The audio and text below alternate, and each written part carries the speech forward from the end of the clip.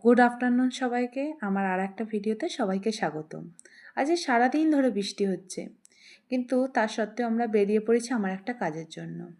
আমরা চলে এসেছি ডানকুনি স্টেশন। এখান থেকেই ট্রেনে উঠবো শিয়ালদা যাওয়ার জন্য।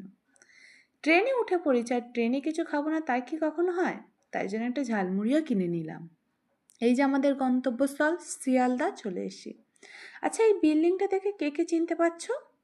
হ্যাঁ, এটা আমাদের সকল স্টুডেন্টদের বই পড়া কলেজ স্ট্রিট। আর কলেজ স্ট্রিট এসছি আর ক্যালকাটা ইউনিভার্সিটিকে দেখাবো না তাই কি কখনো হয়?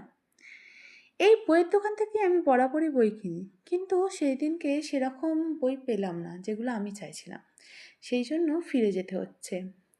আর এতটা এসে কিছু খাবো না তাই কি কখনো হয়? তাই প্রথমে ফিশ চপ, তারপরে লেমন টি খেয়ে নিলাম। এরপর চলে গেলাম একটি হোটেলে।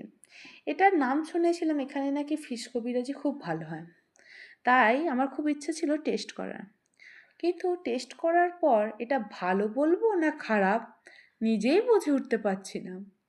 এরপরে গোপালের জন্য জামা কিনে দুজনে চললাম বাড়ির দিকে।